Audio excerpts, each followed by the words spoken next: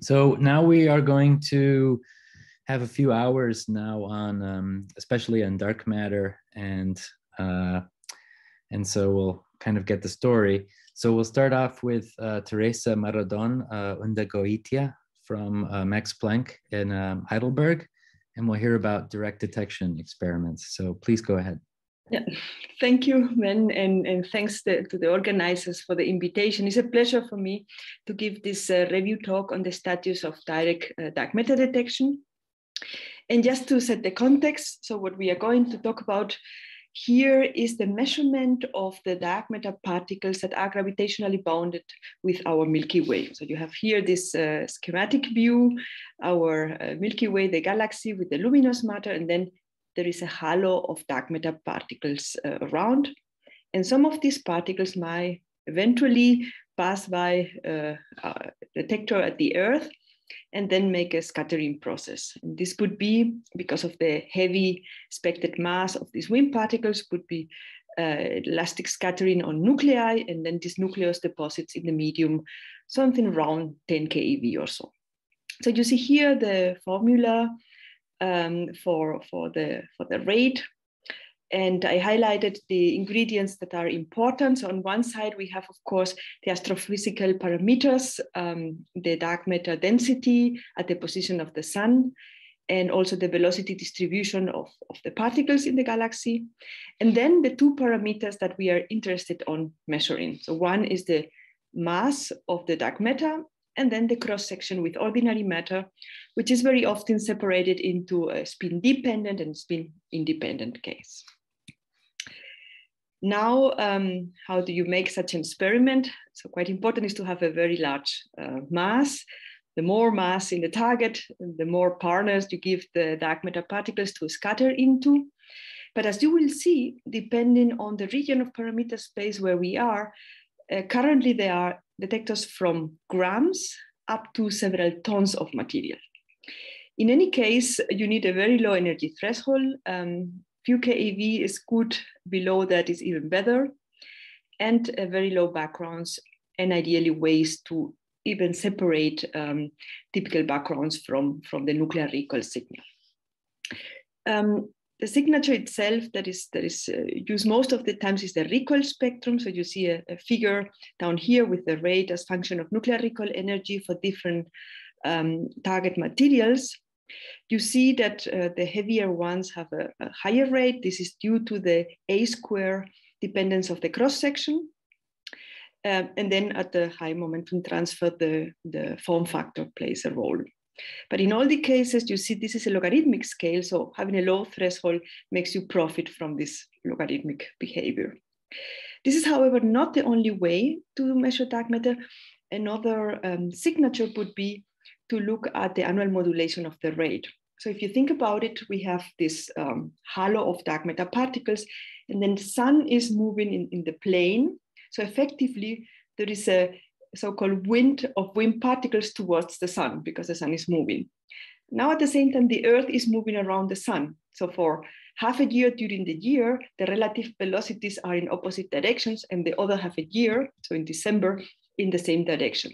And this results into nuclear recoil in your target that gets more energy. So the rate is higher because more particles go over the threshold of your detector. So, and similarly, there is a directional dependence of the signal. So we discussed the signal. Now, of course, we have to take into account the backgrounds, and this is something that keep us experimentalists always quite busy understanding the backgrounds, quantifying, but also suppressing, shielding, and so on. So there are a number of external backgrounds to the target, gamma radiation from natural radioactivity. Neutrons, these are quite dangerous because they also make nuclear recoils, which is exactly what we are looking for. And for instance, they are muon-induced neutrons. And this is the reason why those experiments are typically placed in deep underground laboratories. So you see here how the muon flux gets reduced if you go deeper and deeper into an underground lab. However, those are not the only neutrons. There are also neutrons from alpha N and fission, so also natural radioactivity. And in all these cases, what we can do is to build shielding or to select the materials of the detector for very low concentrations of uranium, thorium, and radioactivity in order to suppress this contribution. In principle, neutrinos are also an external background, so from the sun or from the atmosphere or from supernova. But of course, although they will limit the searches at some point, they are also a very interesting signal to measure in these detectors. And finally, also quite important are the backgrounds that are internal to the target. In liquid and gases, radon emanation plays quite important role. In solids, surface contaminations, alphas or betas, are also important. And in all cases, also when the target is at the surface, cosmogenic activation has to be taken into account. Now you might ask, okay, and then how does a result of such an experiment look like?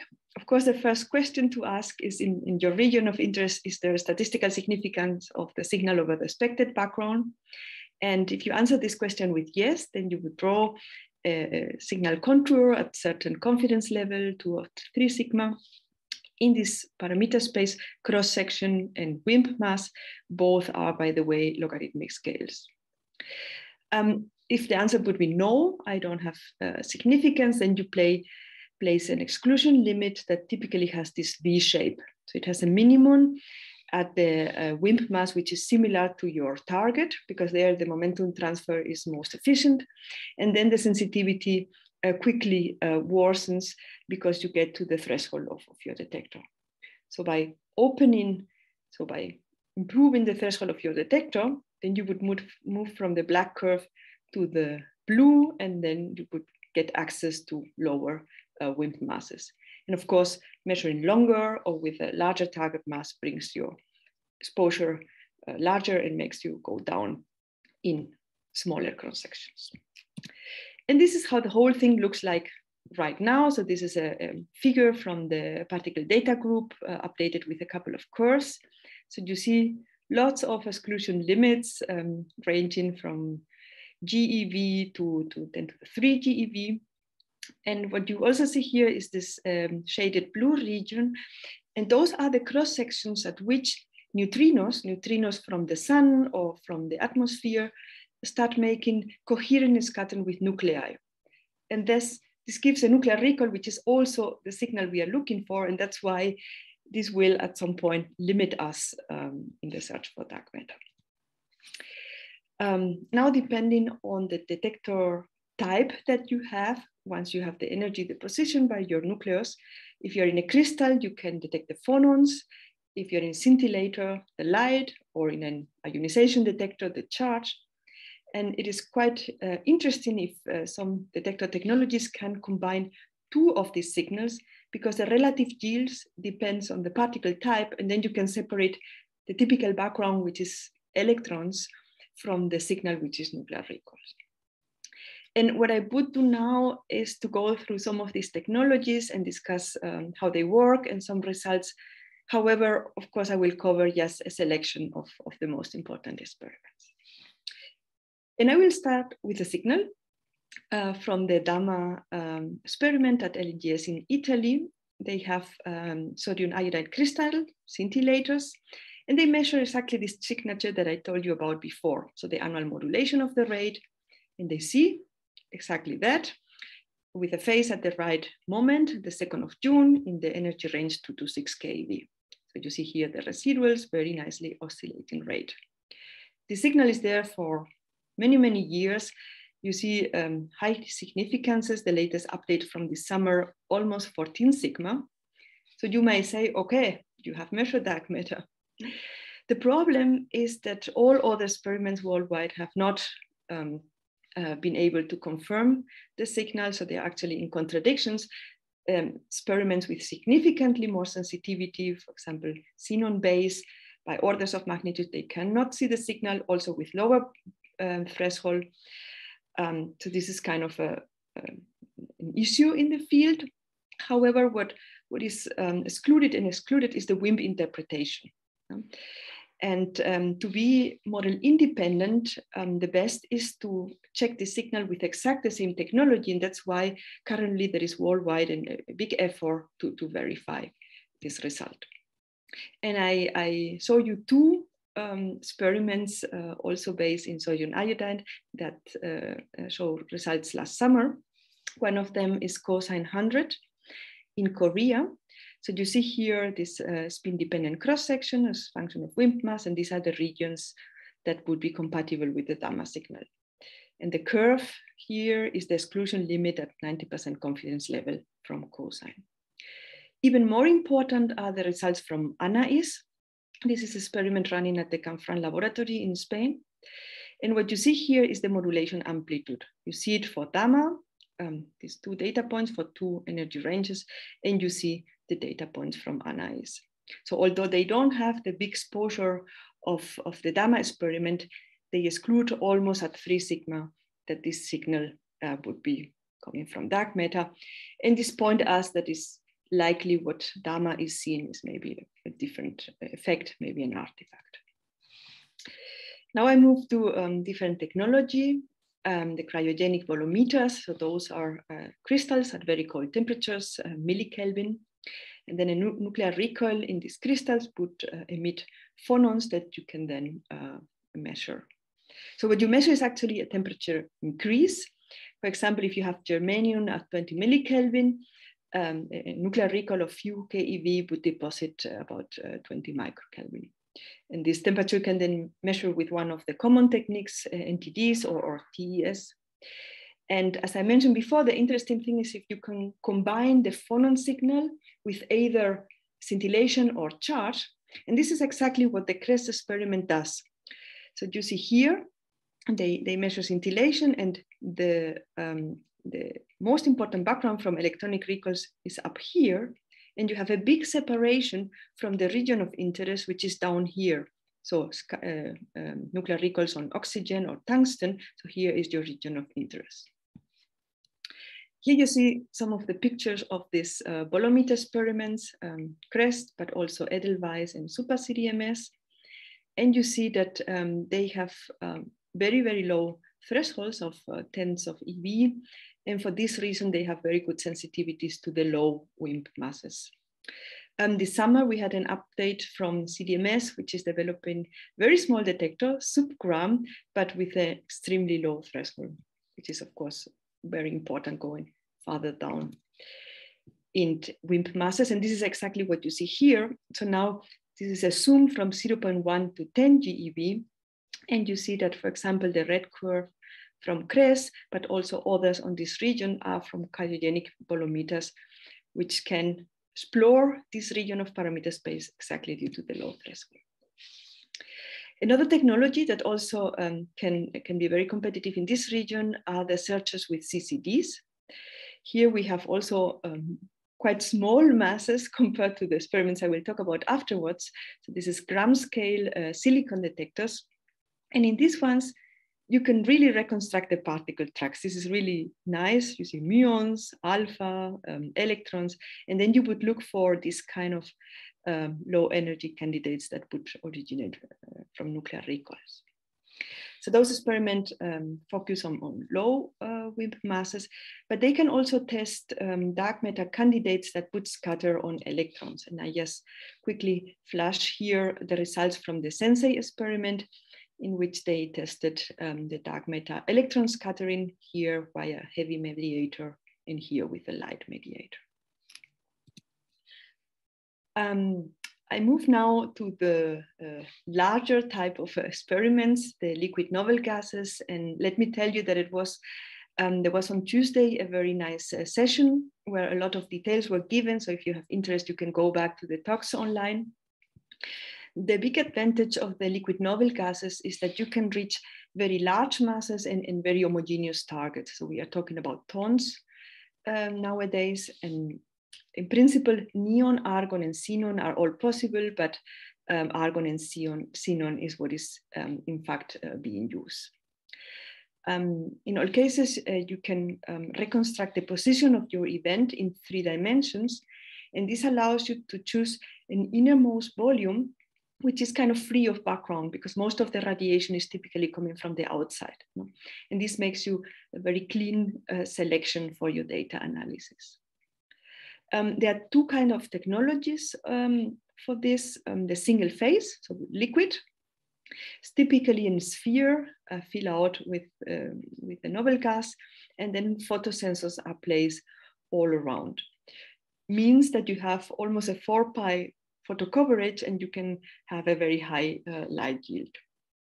And you can use the pile shape to discriminate different types of particles. So here on the bottom, there is a figure from the RDM experiment showing the pile shape for electrons and alphas. And you see that the ratio from the fast scintillation time to the slow scintillation time is very different for different types of particles, and then you can discriminate. And indeed, the deep experiment has been able to separate nuclear recalls, which is the signal we are looking for, from electronic recalls by a factor of 10 to the 8.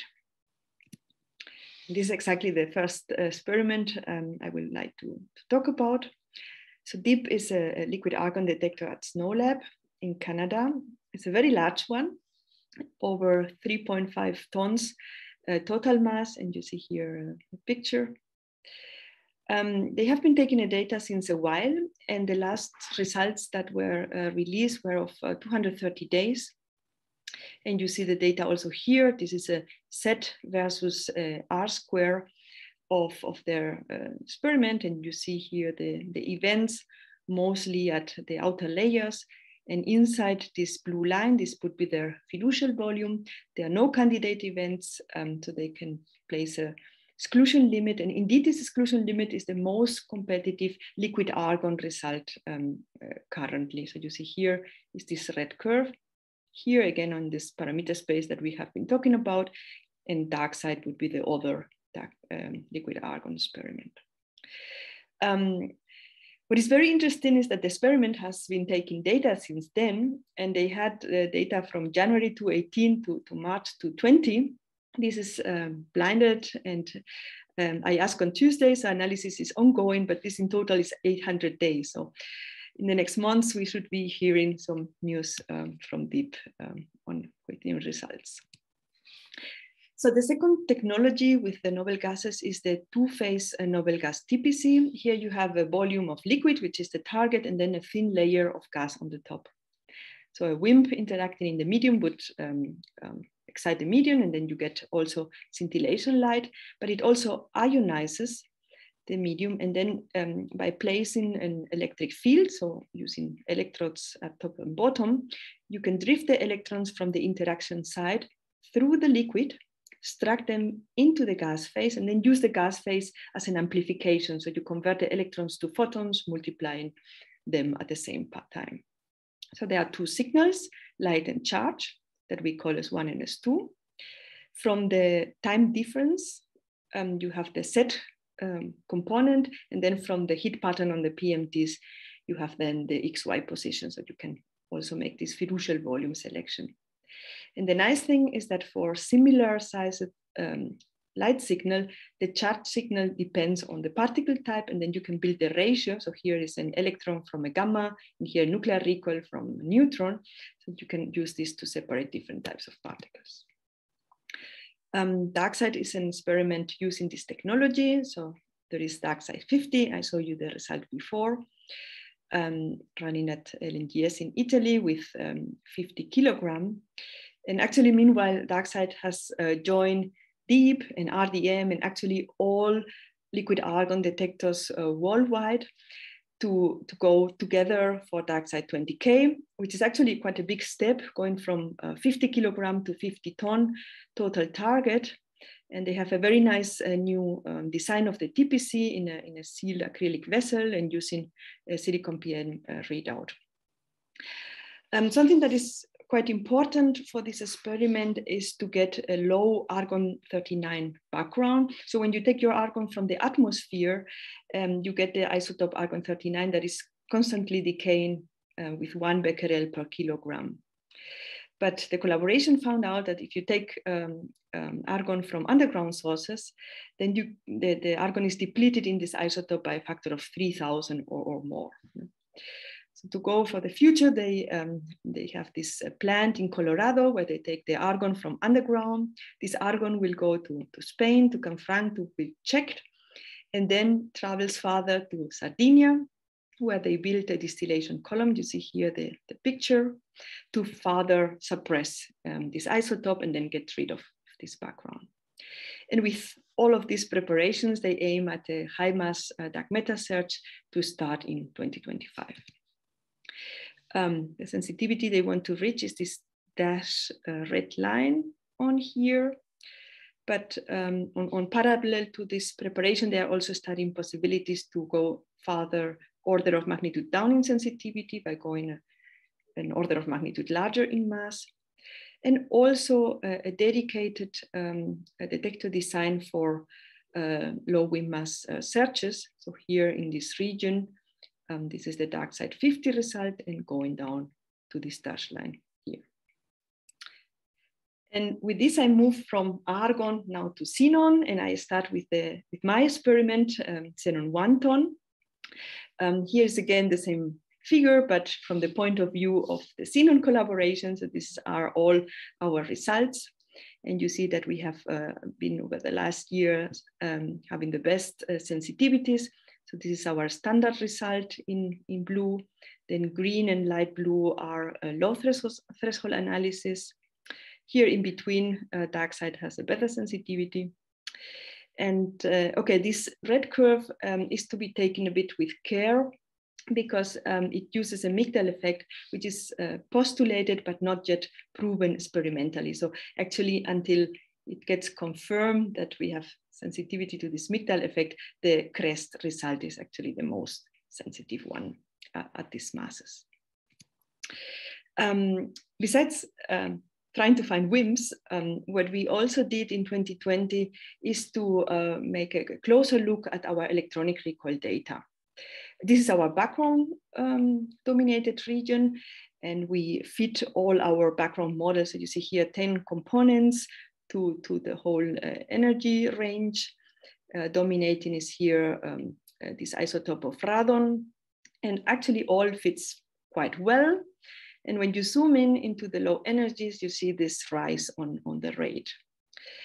And although this is just a mild significance of around 3.3 sigma, this has created a lot of excitement in the community, because of course it could be the onset of some interesting physics beyond the standard model. And it's one of our priorities next to check if this mild excess that we are seeing is from a background source that maybe we didn't consider properly, could be tritium, argon, maybe something else, or if it's indeed a sign of something interesting, maybe an axion signal or something else. The good news is that nowadays we have 3 detectors worldwide, either in commissioning or running, that can prove this. We have LZ in the US, Panda X 4 ton in China, and our own upgrade from xenon 1 ton going to xenon N ton. And as you see, all of them are multi-ton experiments built and going to show you results in the coming year. And I think this is quite a race between the 3 of them to measure WIMPs down to cross sections in the order of 10 to the minus 48 or so. Teresa, you have about 2 minutes or so. Okay, thank you. Yeah. So there has been last year some data release from Panda X first. They had a commissioning run. This was a non-blind analysis, but nevertheless they derived a limit, which is currently the most competitive one. Due to the contamination with tritium, because they calibrate the detector with it, they cannot check the excess, but all the backgrounds look very good.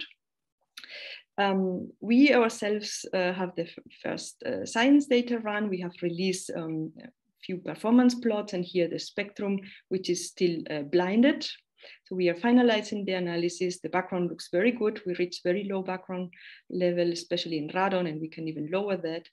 And besides testing the low energy excess, we of course want to try to find WIMPs in the next step. For the future, there are plans to go to another order of magnitude larger detector, ideally to measure the properties of the WIMPs in detail. But because this future detector would be large and low threshold and low background, new physics become available, neutrinos and other rare events. So this would be like a dark matter detector, which is at the same time kind of observatory for astroparticle physics. And there was some news also from this year, because Xenon and Darwin has now joined LSET. So we had a workshop, and we now are going together for the future to combine our expertise and build this significantly larger detector. Before the end of my talk, I want to briefly mention the bubble chambers. This is an old technology, as you might know, but has been kind of rediscovered for dark matter. So energy depositions create a bubble, the bubble grows, and you can make a photograph of it, and you can also measure the sound of this bubble. And the interesting thing is that those detectors, although they are not as big as the xenon ones, they contain fluorine. And because fluorine has a big, large spin expectation value, then you have a very good sensitivity to spin-dependent interactions.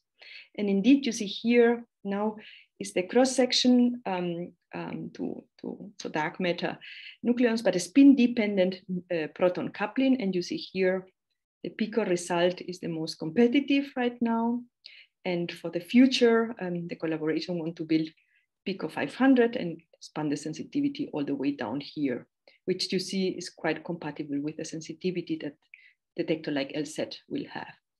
So this will go in Snow Lab and should be beyond 2022. And this brings me to the end of my talk. So I try to give you an overview of how different experiments are doing, trying to cover the different WIMP masses. I think it's fair to say that we are doing very fast steps in sensitivities, exploring WIMPs, but we also try to look at other dark matter candidates. And of course, what we hope is to have a dark matter discovery soon, and ideally in different detectors such that we can pin down the properties of the dark matter. And then I stop here just with this figure, like gives you a bit the prospects.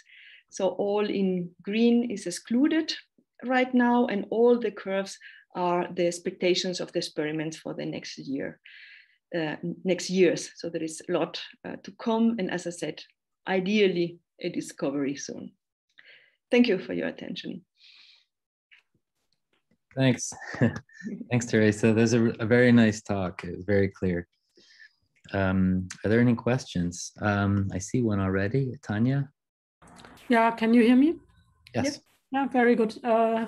Thanks for the talk. In fact, on this slide, I mean, you know, many of the results which are presented for direct detection always assume certain underlying astrophysical parameters like the local density, velocity, and so on and so on. But I think many of them have extremely large uncertainties, yeah, up to 50%. And my understanding is that the results are always presented for kind of central values. Yeah. So I'm just saying this because this has a large impact if you then look at models which have dark matter candidates, and for several models this is one of the strongest constraints. So if there would be an option to present this, you know, with uncertainties, I think it would be much better. I mean, in a sense now, what you would have to do as a theorist or phenomenologist using these results is to take the code you're using for direct detection calculation and then vary these by hand yourself inside the code and then do this yourself. Yeah. I completely agree. I mean, we use the standard halo model, which we know is a simplification, even the values might not be the ones most up to date. Mm-hmm. The reason why we do that is to have a common basis to compare among the different experiments. But indeed, as you are saying, and especially when we get a discovery, it would be extremely critical to know what astrophysical parameters are going into. Now, the density, but even more important, the velocity distribution, especially tail at high energies that gives you the recoil, the escape velocity. All these things are quite important. And a few years ago, there was quite some effort to display the results in an astrophysical independent way. And there are ways of doing this. The problem is that you have to then show the results WIMP mass by WIMP mass, and this was in a fashion kind of for a while, and now we're back to this kind of case. But I completely agree with you that these astrophysical have uncertainties. The problem is, if you introduce those, all the experiments would need to do so. Otherwise, again, you are not comparing apples with apples. I mean, but if one starts, and it's not so difficult, right? Because you have it in all LHC experiments, this is done, You have uncertainty bands from various We have done it in the past in Xenon, So it's just a matter of mind changing. I cannot even imagine it's a large, additional effort. It will not take 3 more months or so to do this, right? Yeah, so, okay, I say this very often, maybe at some point, this will be done. I think it will be extremely important for pheno analysis using these results. Thanks, Tanya. Marco, you have time for one more question. Thanks for the very nice talk. I was wondering, you mentioned the dark side low mass project as a conceptual study, and it looked very promising when you showed the line there on slide 19. Can you say a little bit more about how realistic or challenging the project is, and when might we expect it if it goes forward? So first of all, what is done here is something I didn't have the time to talk about. So what is done in this low threshold analysis is that you don't use your light and charge signal both, but you get rid of the charge signal is larger because it's also amplified. So you get rid of the light signal and look at ionization only. And with this, you can lower your threshold. And this is exactly what this dark side 50 did on here. And it's also something that we in Xenon have done, but because they are lighter target, they can open farther down here. This technique, by the way, is very powerful to make an exclusion limit, but because the backgrounds cannot be modeled so well, you don't have a fiducial volume, they don't have actually discovery potential. So this is also something to be said. Now, how realistic this curve is, I cannot really tell. I mean, there is also, as far as I know, no publication about it. It's more like a conceptual study that is ongoing. So what the DarkSide collaboration is focusing on is the DarkSide 20K, and the plan is to run this from 2025 for 10 years. Now those studies are going in parallel, so I guess that something new like that would happen earliest 2030 or so, but this is more telling you what I guess than what I know, because this is all more ongoing work. Okay, thanks very much. Thanks. So I think we should move on now. We now have talk from Federico Meloni, who will be talking about collider searches for dark matter for both CMS and ATLAS. So I guess your slides are already up. I see you there. Can you hear me? Yes, we can hear you. Please go ahead. I am trying to go to full screen. I should be in full screen now. Can you try changing slides real quick? Yes. Okay, good.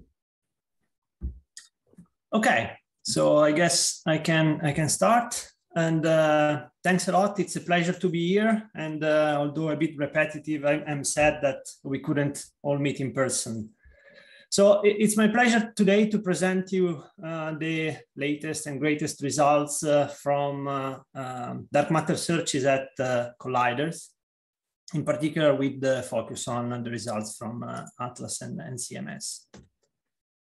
Just a quick brief word of introduction. I think dark matter is a particularly interesting field of study because it kind of sits in the middle between astrophysics and particle physics. So it's kind of a bridge between astrophysics and the lab.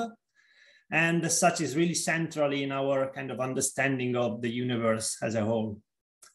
Nevertheless, despite this multidimensional effort in trying to nail down dark matter and its properties, it still remains experimentally elusive, and this sparked an even more diverse and ingenious search program. And today, I will be showing you some highlights of the whole program, covering a selected number of recent results. So to begin with, to look for dark matter at colliders, we need some modeling guidance.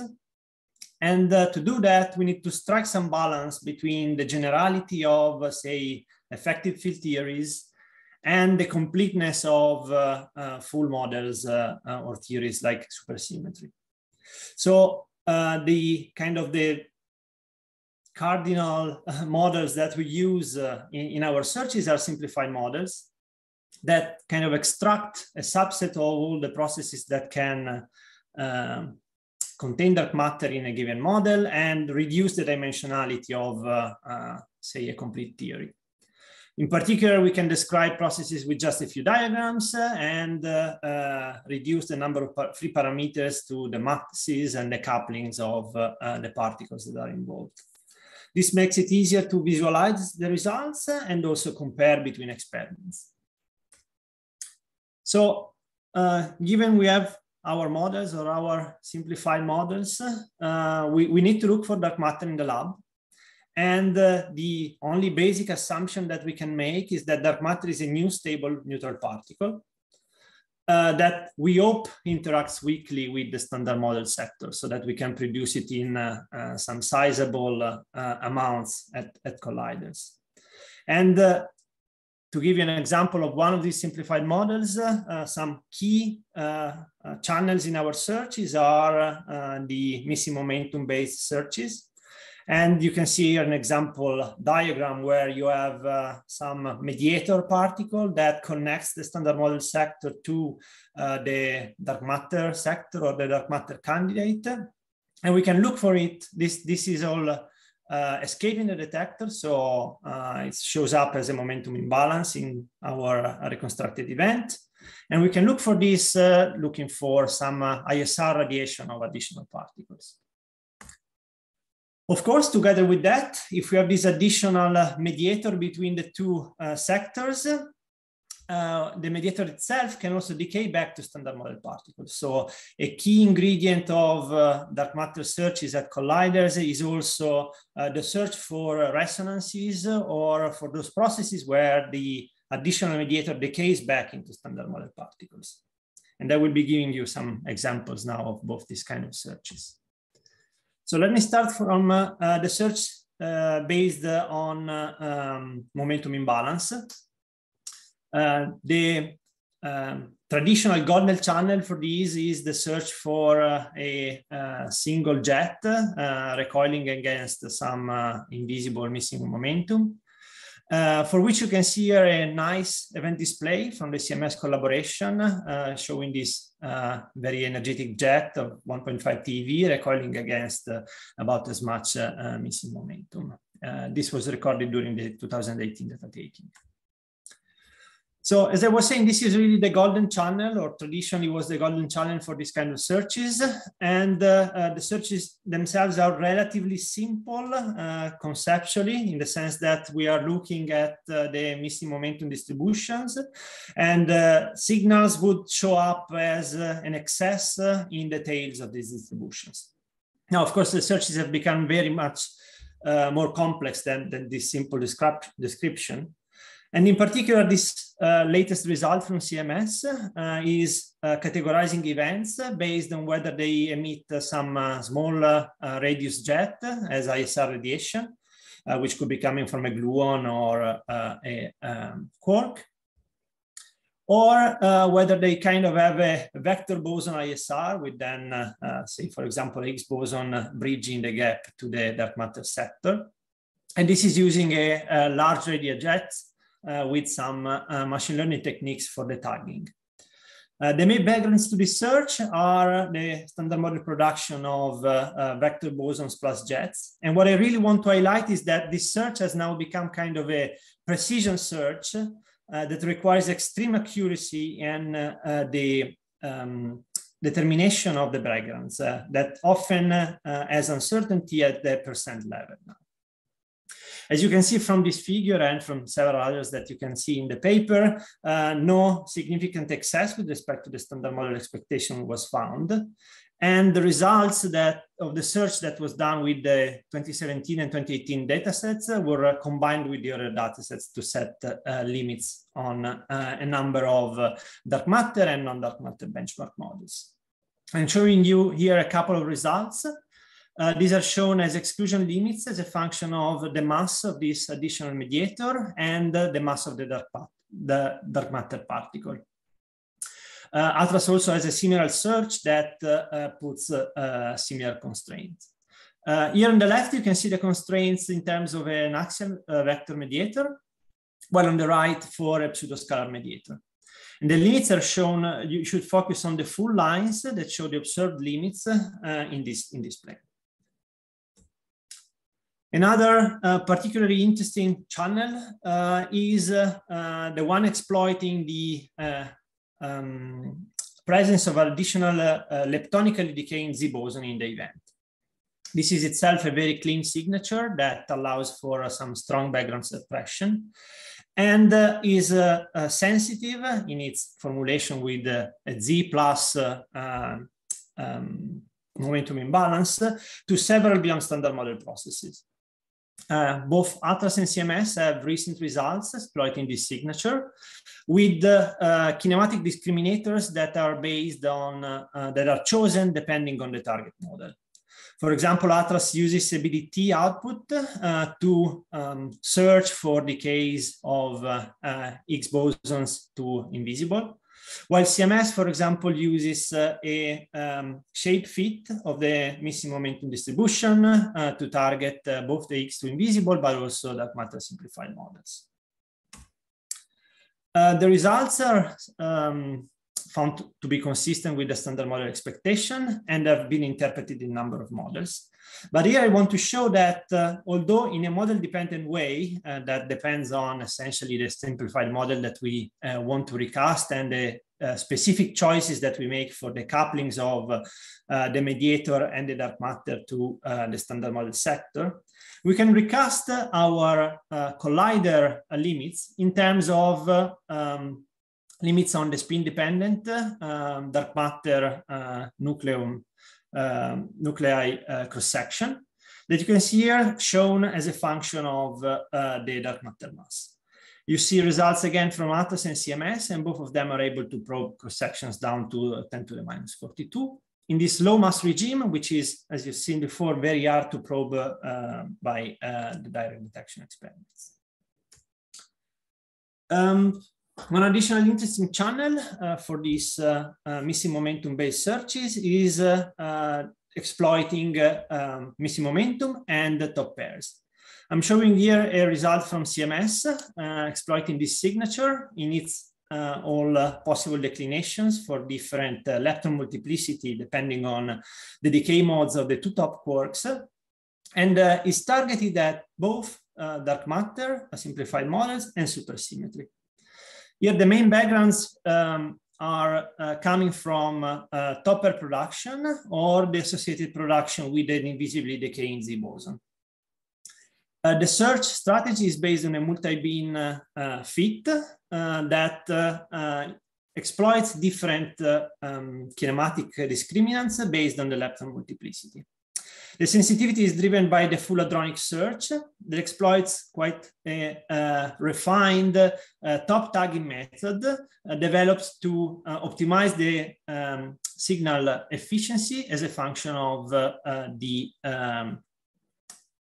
transverse momentum of the top candidate. The final results have been statistically combined, putting together the 0, 1, and 2 lepton final states, and have been used, for example, in this figure here, to set limits on models with the Yukawa-like couplings to standard model fermions. This is assuming a pseudoscalar mediator. And you can see here the limits shown as a function of the mass of the pseudoscalar mediator for a fixed assumption of a dark matter mass of 1 GeV. All these missing momentum-based searches can also be put together to constrain the Higgs boson, standard model Higgs boson branching ratio to invisible particles. I'm highlighting here a result from the Atlas collaboration that is combining early run two results from the VBF production plus missing momentum and TT bar plus missing momentum searches. These results were also additionally combined with earlier constraints from the earlier data takings. Final results are in the pipeline and will include more final states like those that I presented today, or the VBF plus gamma. You can see here the final combined result that is able to exclude branching ratios of the Higgs boson to invisible particles at the level of 11%. A notable mention is an analogous result from CMS that exploits just the VBF plus missing momentum channel and expected to have to achieve similar sensitivity. So this is a very powerful result. So let me now move to the second class of models, which is the one targeting mediator searches. And you can see here an event display, this time from Atlas, showing you a very high mass dye-jet event that was recorded in 2017. And this is an event with an invariant mass of just shy of 10 TeV. So what I want to start from here is maybe a relatively rare final state, which is a search for resonances with 4 top quarks. This is to show you that the overall collider program is focusing on leaving non-stones unturned. And we're really probing also the rarest final states. This search is built with some minimal model dependence in mind and selects events with 2 large radius jets to look for this kind of processes where the mediator to the dark sector decays back to pairs of top quarks. The analysis strategy is based on a scan of the invariant mass of this larger jet system in 6 categories based on the number of additional jets, of which you can see an expected distribution here, and the number of additional B-tagged jets. Possible models predicting this kind of mediators would show up as an excess of additional jets in this distribution. However, none were found, as you can see, for example, from this comparison of the data with the prediction. And limits were set, for example, on models with top Felix Z-prime models, excluding cross-sections below 65 femtobarn in the range between 1 and 3 TeV. The other golden channel for this kind of searches is really classic bump hunts. Here we are looking for dye-jet resonances, for example. And what I really want to mention here is that while in the high mass regime there, we are limited by the collider energy and by the amount of collected data. In the low mass regime, the ATAS and CMS detectors are mostly limited in their reach by the trigger thresholds. And this makes them even less sensitive than previous results from SPS or Tevatron. So there is a substantial ongoing effort that is being put into extending the reach to lower masses. For example, with the trigger level searches or by using an additional ISR object to trigger on the event and then looking for a low mass resonance. So all these results that I discussed so far can be put together to kind of build a coherent picture of the coverage of these collider searches exploiting simplified models. These are shown here in these summary plots from Data's collaboration, but CMS has similar ones. For example, on the left, this is assuming models with the leptophilic vector mediator. And the results are shown as a function of the mediator mass and the dark matter particle mass. Different colors highlight the coverage of different search signatures. On the right instead, you can see the reach for a leptophobic. So this is a mediator that doesn't couple to leptons with an axial vector nature. So overall, from these plots, one could say that mediator searches probe masses from order of 10 GeV to above 3 TeV, while TMIS-based searches probe masses of the range of up to 2 TeV. However, the actual reach depends on the choices that we make for the couplings, and this makes everything a little bit harder to interpret.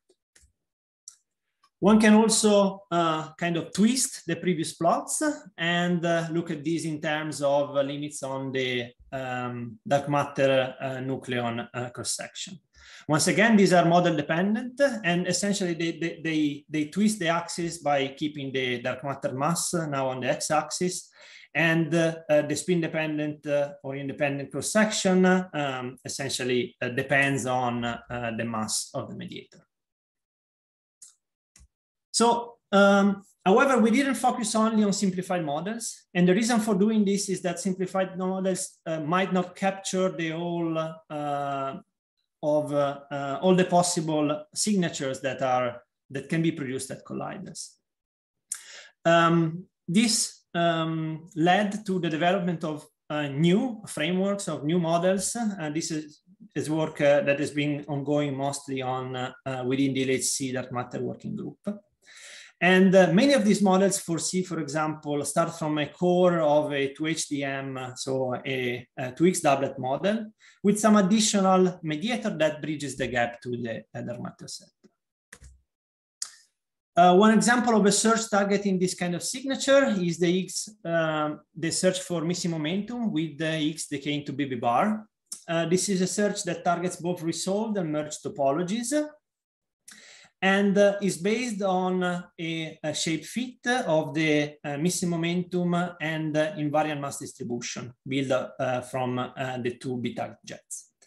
The categories are split further into categories with 2B jets or 3 or more. Once again, the results were found to be compatible with the standard model. And for example, in this figure, the results have been interpreted in the context of a 2HDM model with an additional vector mediator, shown as a function of the additional vector mediator and the mass of the pseudoscalar boson of the 2HDM model. Another signature that is not fully captured by simplified models with this Yukawa-like coupling is the search for missing momentum with an additional single top. This has been targeted by Atlas with a search exploiting several different discriminators and different lepton multiplicities. This is targeting this kind of diagrams that, for example, have a charged Higgs boson and contribute quite significantly to the final event phenomenology. The results, compatible with the standard model, were interpreted in 2HDM models with an additional pseudoscalar mediator. And constraints are set as a function of, for example, the additional pseudoscalar mediator and the charged Higgs boson of the 2X doublet model, or as a function of the charged Higgs boson and tangent beta. We also went one step further and interpreted the constraints from all of these searches in these kind of 2HDM models with an additional pseudoscalar. You can see here recent limits that are interpreted both as a function of the dark matter mass and as a function of the two pseudoscalar bosons of the model. So, Federico, you have about four or 5 minutes, okay? Yeah, thank you. So we didn't focus only on simplified models, but of course, ATLAS and CMS have wide-reaching search programs that also go beyond that. I just want to mention that there is some very substantial effort dedicated to constraining maybe the most viable or most minimal supersymmetric dark matter candidates. And of course, this was already mentioned by Peter in his talk a couple of days ago. But I want to show you here, for example, the latest constraints targeting Xeno-like supersymmetric particles with limits shown as a function of the charged state and the mass splitting between the charged state and the neutral state of the electroweak supersymmetric sector. Here, in particular, we performed a statistical combination of searches with 2 and 3 leptons with low transverse momenta to maximally cover this kind of phase space. We can also go one step forward and look outside of the LHC. For example, there were a particular interesting scenario is the search for axion-like particles, that they can be a portal to dark matter. These are essentially what at high mass we call the pseudoscalar mediators. And if they're very light, axions might even be a dark matter candidate themselves. And there was a nice talk from Yannis just this morning. Here I'm showing a result from BEL2 based on initial data taking year in 2018. The limits are set in this plane as a function of the axion or axion-like particle mass and its coupling to the standard model sector. And the search is based on essentially a bump hunt in the photon spectrum, starting from the E+ E- collisions with an additional emission of a photon. Of course, more results are expected to come in the dataset with the full dataset of BEL2.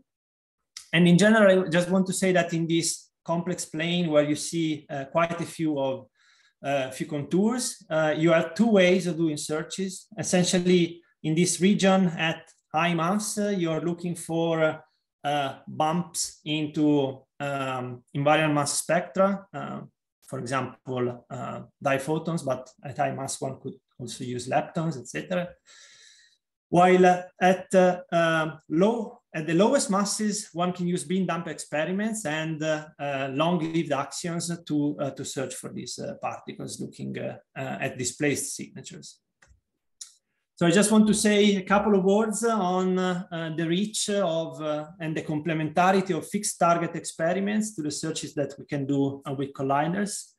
As I said already, this is really dominating the reach in the low mass region.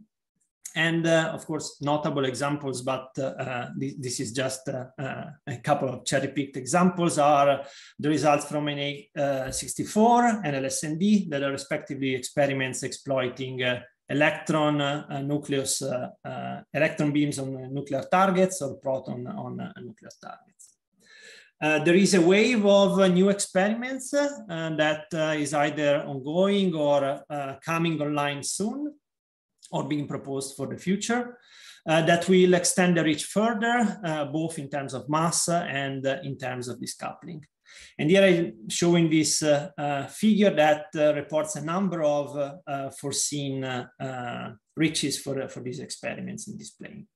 And one that I want to specifically highlight is the expected from the LUX experiment, which is one experiment I'm personally involved in. Which will exploit a novel technique to create a very pure real photon beam to dump on a fixed target, starting from electron laser interactions. So to summarize, there is an ongoing vibrant search program for dark matter at colliders and fixed target experiments that highlights or exploits a strong complementarity between searches for dark matter directly or searches for the mediators that couple the standard model sector to the dark matter sector. The whole effort has been boosted by productive collaborations between theory and experiments in the context of the LHC dark matter working group. And this has led to the creation of both new benchmark models and new searches based on these models. Let me close just by saying that the LHC round 3 is just around the corner with both new data that will be looked at and new experiments that are bound to start soon. Thanks a lot. Thanks, Federico. We definitely have time for questions. I don't see any. Maybe I can start off by just asking something. So I think, so you show like a comparison with of direct detection and collider searches, I think for some, I think maybe, yeah, somewhere around here. So do you know, so of course, one advantage with colliders is that that you can go down to essentially any mass, any low mass that you want for the dark matter, and there's kind of no penalty. Whereas in direct searches, you have you know, the recoil has to produce enough ionization or scintillation or heat to be observed. Whereas in this case, if it's later, it doesn't matter. In fact, it's maybe easier to see because most of it is missing momentum. So I'm just wondering, why do we stop at 1 for any particular reason? Because you know, the other searches are trying to go down to say 100 MeV or something for. Yeah. So in general, no, not really. I mean, this is just a very common choice that is made in these scans that are made at colliders. Below, when one focuses on very low mass, on the very low mass sector, one needs to be a little bit careful with the results that can be derived from the simplified model, as the mediators themselves might have additional interactions or might interfere with the low mass resonances in the standard model. So one needs to be careful in extrapolating these lines down to 0. But why we picked 1 GeV instead of 0.7 or 100 MeV, I think it's just an arbitrary choice. Okay. Thanks. Are there any other questions? I don't see any others. So let's thank Federico again. Yep. And we can all be clapping in our offices. And Kerstin, I see you're there. Do you want to try sharing your slides? Sure. Let's see if after 2 years we all have this down. Okay. And do you want to try flipping your slides? Yeah. Did that work? Good. Perfect. All good. Okay. So so now we have Kerstin Perez from MIT talking about dark matter astrophysics. So we'll hear the third side of the dark matter triangle, let's say. Please go ahead. Thanks. Sure. Yeah, so I'll reiterate again, thank you for having me, even though, of course, we all wish we were in person. So I have been tasked with covering astrophysics searches for dark matter, which is way too big of a topic for 25 minutes. So what I'm going to do is focus on particle astrophysics observations. And this will include photons. And I don't think in this community I need to motivate that a photon is a particle. But it will not include gravitational waves, gravitational lensing, CMB measurements. Basically, I'm going to have to exclude a lot of aspects of astrophysics where a lot of interesting work on dark matter has been done recently. Now, even narrowing down to astroparticle searches for dark matter, I still have way too much material that I could cover in just 25 minutes. So what follows is necessarily a biased overview of astroparticle searches. But If I have to be biased, at least I can be upfront in my biases. So I'm just going to note that I'm a member of 4 different astroparticle collaborations. One is YAXO, or the International Axion Observatory. That topic I'm actually not going to touch on at all in this talk. But there are 3 others that I will touch on. One is NuSTAR, which is an X-ray satellite telescope. There's also GRAMS, which is a future MEV gamma ray instrument. And the last is GAPS, which is an Antarctic balloon experiment. And if you're not used to thinking about balloons as astrophysics, the background to my title slide is actually a photo from 33 kilometers up in the air from our prototype balloon launch. So I always say 33 kilometers on a balloon. It's not technically space, but it's pretty space-like. Okay, so when I talk about particle astrophysics searches for dark matter, we're really talking about using the sky as our laboratory. And how you optimize these kind of searches then depends on what kind of particle it is you want to measure. So let's walk through this cartoon.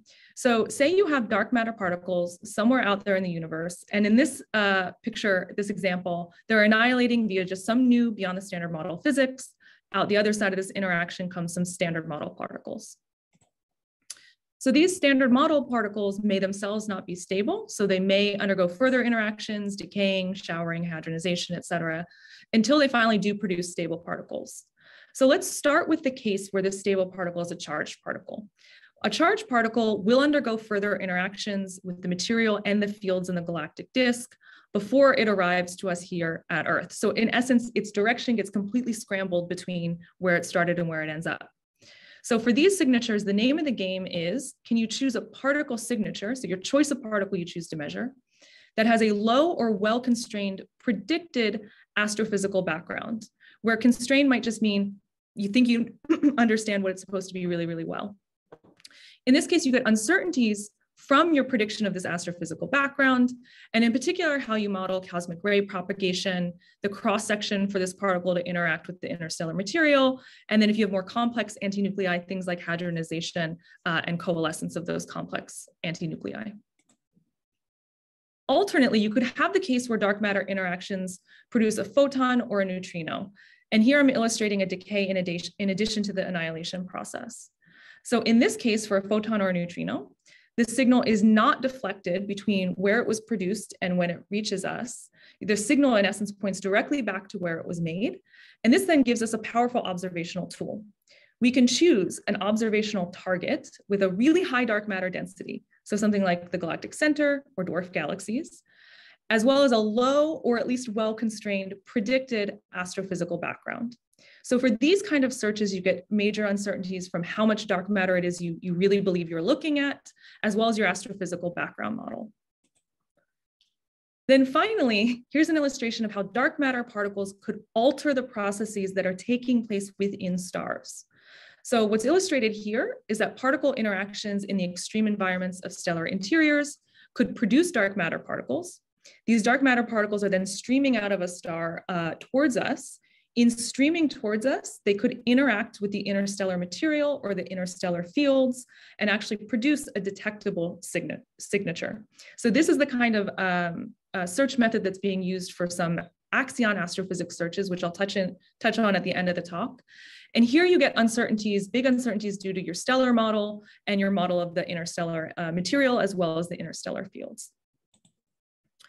So on those last slides, I was really emphasizing how these 3 different search methods are different, but I want to stop and emphasize how these 3 different search methods really all have the same underlying common challenge. And that's because fundamentally they're making a common measurement. So in essence, all of them are measuring the flux of some particle. So count up your photon, your positron, your antiproton, whatever it is, as a function of energy. Before you go out and make your measurement, you have some prediction for what the standard astrophysics background will be. Typically, that's steeply falling with energy. And then your job is to look for some line in the case of a decay or some bump in the case of annihilation produced by dark matter on top of that background, where the intensity of that line or bump tells you something about the cross-section of the interaction, as well as how much dark matter you're looking at. And the location in energy of that bump or line tells you something about the dark matter mass. So the common challenge for all of these is how do you minimize or constrain the astrophysical background? And where constrain, again, that could just mean, do you think you know what that astrophysical background is really well, while maximizing your predicted dark matter signal? So fundamentally, that measurement that all these astroparticle searches are doing is the same. It's a flux or a spectrum that you're measuring. And in essence, the result plots also are all very similar.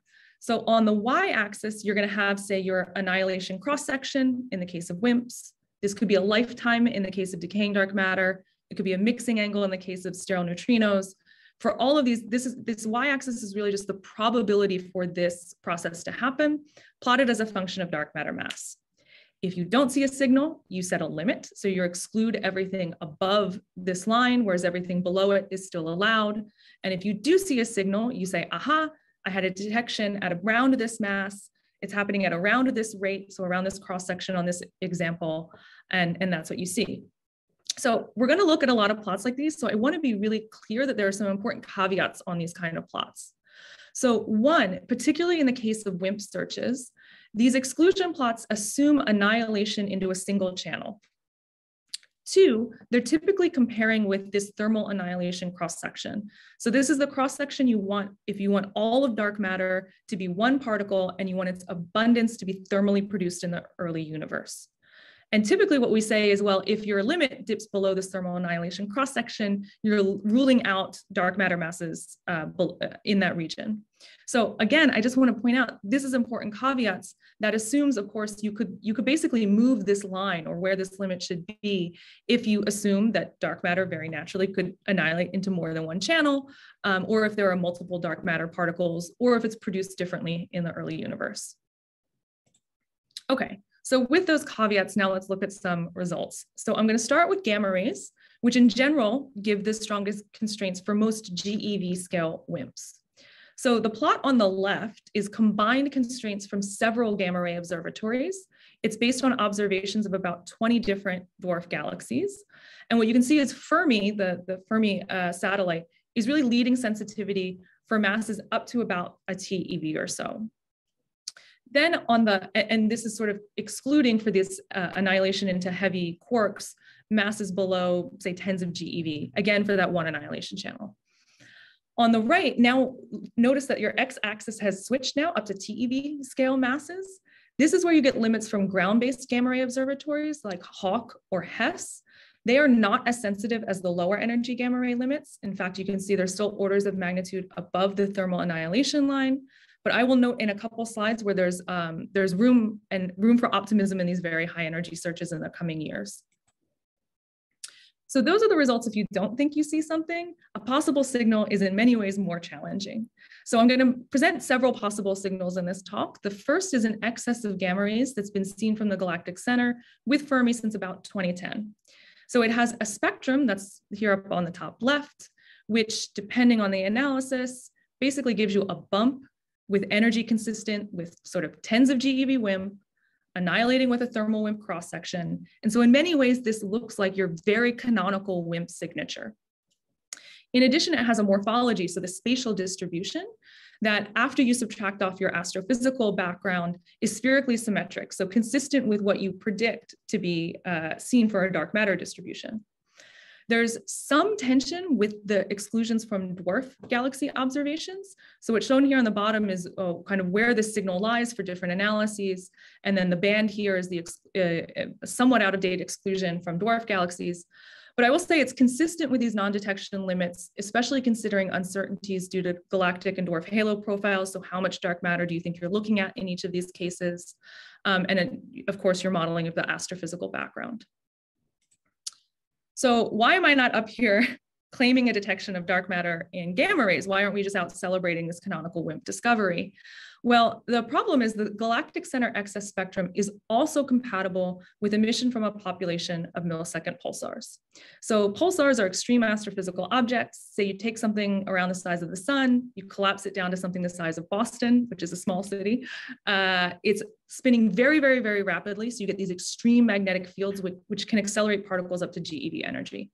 And it gives you a typical spectra like I show here on the left. So instead of dark matter, this bump could actually be telling us something about a unique population of pulsars that we didn't know about at the galactic center. So where are these pulsars?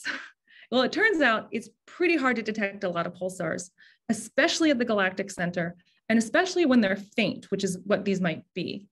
So what several groups have done is they've developed statistical techniques that exploit the fact that when you look at an image, so a bunch of pixels, if you have a whole big population of faint sources, you expect to see many more hot and cold pixels than if you in fact have some truly diffuse emission like dark matter, in which case your pixel count distribution should be kind of flat. So in 2015, several groups presented evidence that this photon count distribution in the image is more compatible with a population of unresolved weak point sources than with something like dark matter.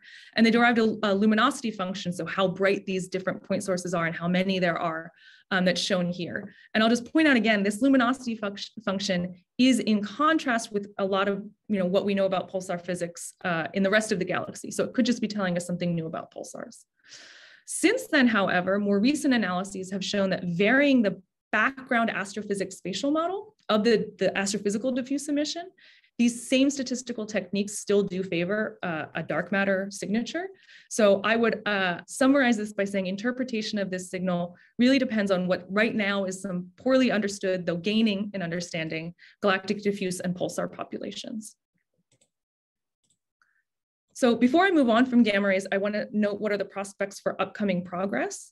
So starting here on the right in the high energy gamma ray frontier, this is where future and some ongoing TeV gamma ray instruments have a lot of promise to improve sensitivity to very high mass TeV and above scale dark matter. And so this plot here is the projected sensitivity for some of these upcoming TeV gamma ray observatories.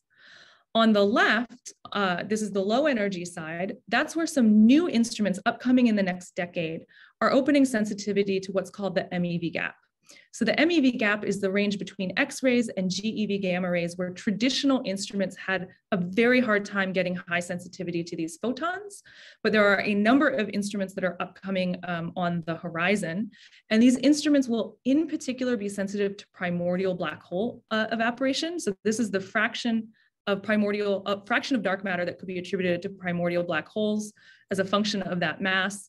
And what this plot is just showing is that these new missions will open sensitivity in a mass range that we haven't been able to probe before.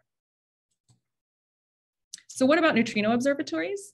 Well, current neutrino dark matter, just strict annihilation limits, are not yet competitive with the gamma ray bounds. So what's shown here on the left in blue, this is an ice cube limit, and in red is an Antares limit. This is for WIMP annihilation into heavy leptons. And you can see it's still quite a bit above where the gamma ray signal is. I will though note that future high energy and ultra high energy neutrino detectors also give a lot of promise for these very high mass dark matter searches. So these are instruments we heard about a little earlier in the day, and you can see some projected sensitivity bounds there.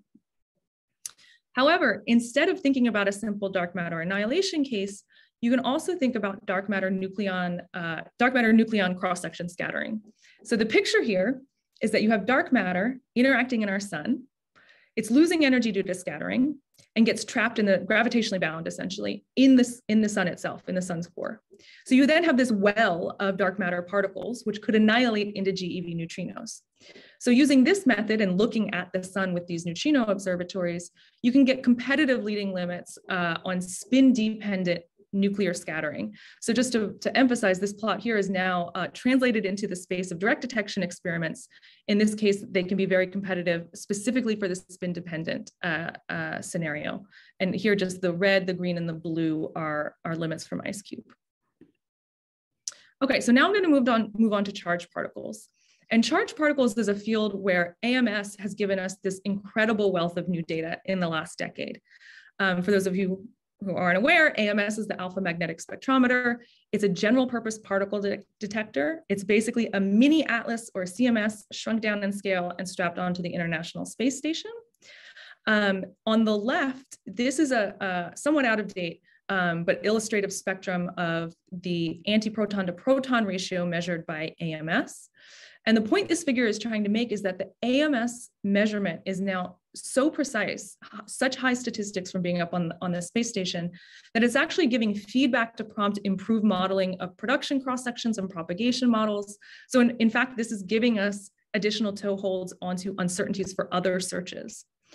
Conversely, you can go over to the right. If you interpret this spectrum as an upper limit on antiproton production, you get really strong constraints on dark matter annihilation, in particular into heavy quarks, for masses in the range of a few tens of GeV. So in fact, these are very competitive with the gamma ray exclusion measurements, with again, orthogonal systematic uncertainties.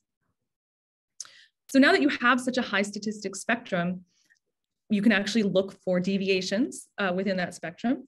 And several analyses have claimed to detect an excess, in particular in the low energy spectrum of antiprotons. So that's what's shown on the left. This signal, if you interpret it in terms of dark matter, is consistent with sort of tens of GeV dark matter WIMP. And what's exciting about it is that the properties of this WIMP, so the mass and the cross-section and the annihilation channel, are very consistent with what is measured for the galactic center gamma ray excess. So again, why am I not up here saying we've discovered dark matter? Well, there's a caveat here. The significance of this signal could be significantly weakened by uncertainties, in particular uncertainties on the galactic and solar propagation, the antiproton production uncertainties in the interstellar medium, and then really importantly, possible correlated systematic uncertainties within AMS, in particular how the modeling of the absorption of low energy antiprotons is handled. So this is something where I think there's going to be a lot of progress to be done on the AMS experimental side to give insight into this. So how do we make progress? Well, one idea is to look at new cosmic signatures, and in particular, I'll highlight antideuterons. So antideuterons are the bound state of an antiproton and an antineutron. Why would you ever want to look for such an exotic thing?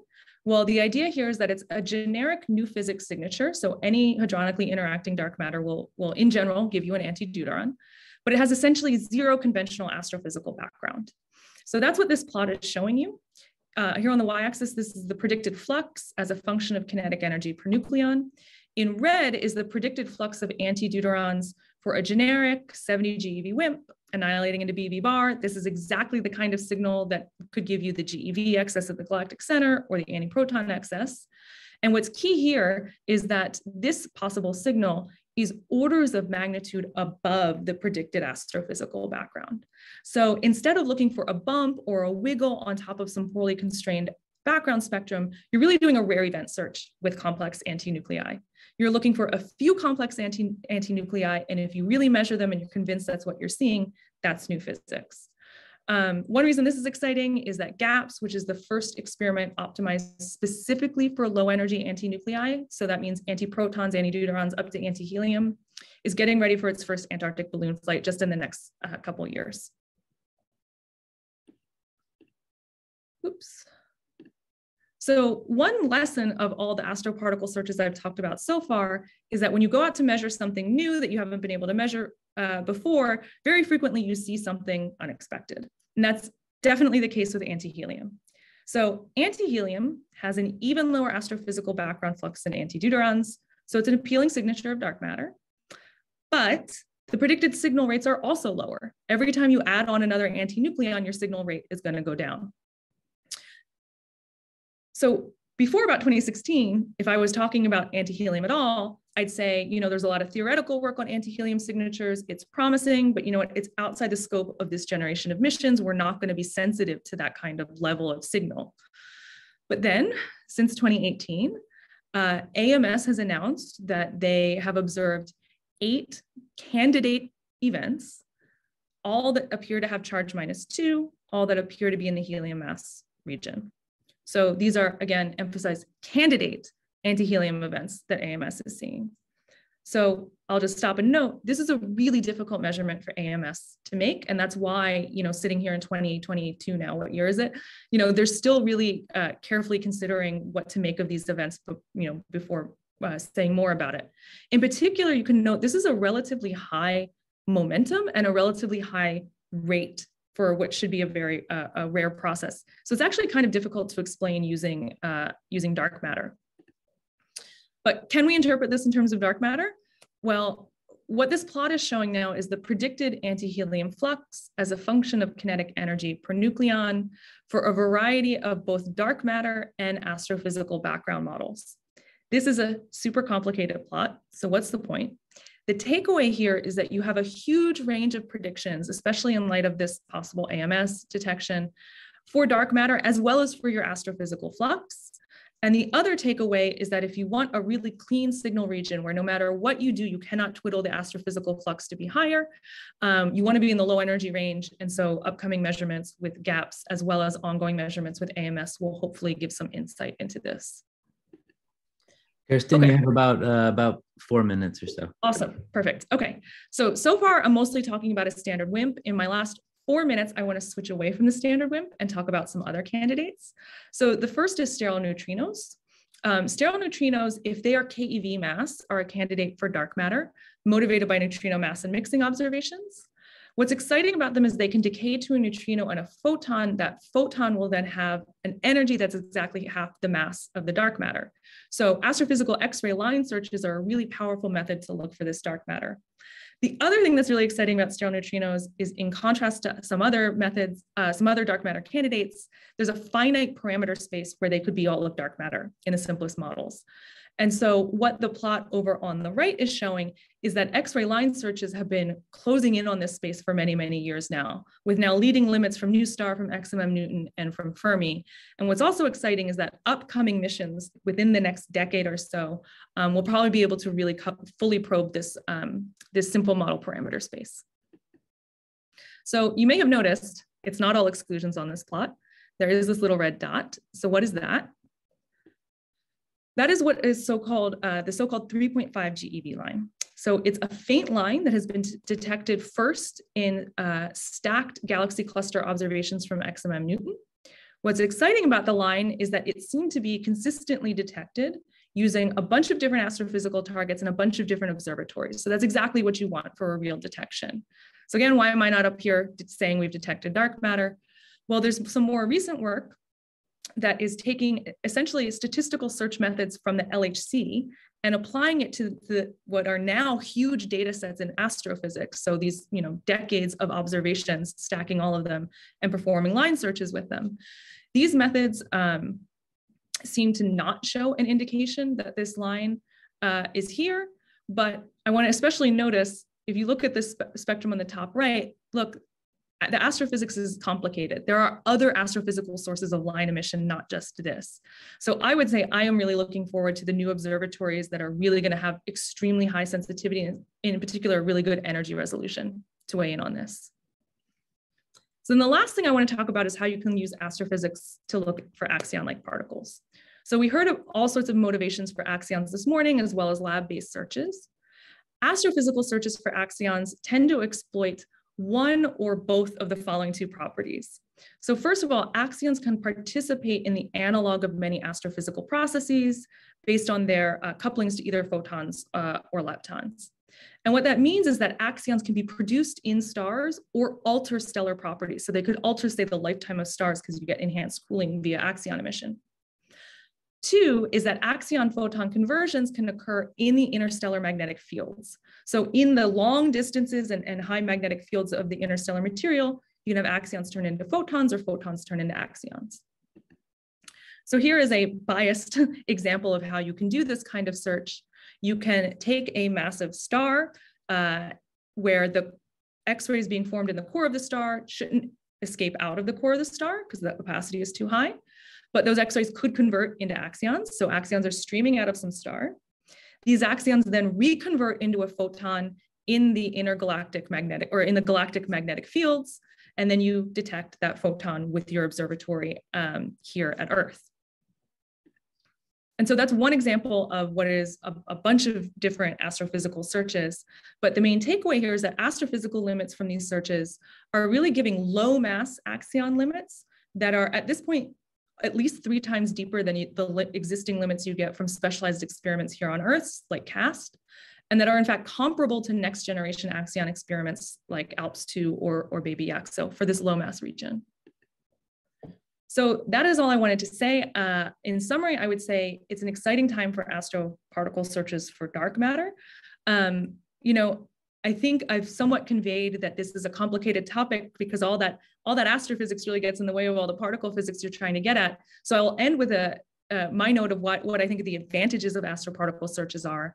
And that is that new measurements, when you go out and measure something new about the universe, they're teaching us something new. Sometimes they're teaching us about dark matter. They're also teaching us about the astrophysics, which we need to understand in order to get to the dark matter.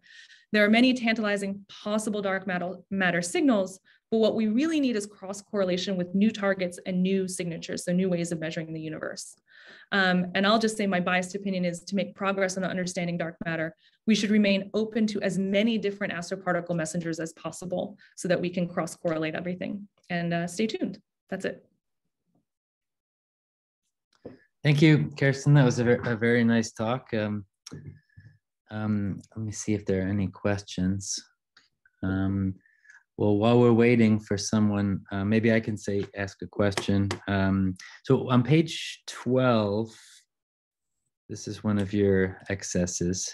So I was wondering, I just don't know, with the resolution of these detectors, could you, here you try to look spatially and see if they're resolved, let's say, compared to smooth, but could you look at one spot in space and try to resolve it in time? I mean, are there detectors that can resolve sort of millisecond variations? Yeah. So this is the observational difficulty, and it's an observational difficulty that comes when you're trying to look across different wavelengths of observatories. So gamma ray observatories, Fermi in particular, this excess has an extent, what they call the galactic center is about a 5-degree region. Okay, so this is kiloparsec scales. If you really want to look for pulsars, you want to look in maybe radio or X-rays or some other wavelengths. And there, covering that huge of a region for those kind of observatories is actually very difficult, right? So what you could do is say, well, I want to look, what I think you're suggesting is like, I want to look at some patch of sky and for a long time, a little one, right? And just see if I can see this pulsar. And the challenge there is that, you know, basically the number of pulsars that you need over this huge region, you're still low likelihood to have chosen a patch of sky where you're actually going to see a pulsar. And the other point is that these methods, the specific methods that I'm talking about on this slide, do not give you information about where those pulsars might be. They're only looking at aggregate photon statistics, right? So they're not saying, oh, you should look at this patch of sky for like a long time and you'll probably see 2 pulsars. So that's kind of where the challenge comes out there. Okay, thanks. I see a couple more questions now. Marco, I think you were first. Yeah, thanks for the very nice talk. I want to ask about the anti-deuteron predictions that you had. You said that the background is much lower. Can you say something about what actually creates that background, and are the lines, the thickness of the lines, the uncertainties on these predictions? Yeah. So what makes an astrophysical anti-deuteron background is essentially the interaction of standard cosmic rays, so protons or antiprotons, with the interstellar material, so with hydrogen or helium. And here, to make an anti-deuteron with that process is very, very difficult. That's why the flux is so low. So first of all, you need a relatively high energy in order to make an anti-deuteron with that process. So you need a pretty high energy incident proton or antiproton, which means the ones it does make are fairly highly boosted, right? So they're not in this low energy region, and they'll in fact break up pretty quickly in interstellar material. In addition, there just aren't, incident spectrum of antiprotons and protons is steeply falling with energy. And so there just aren't that many antiprotons and protons with a high enough energy to actually make this anti-deuteron process.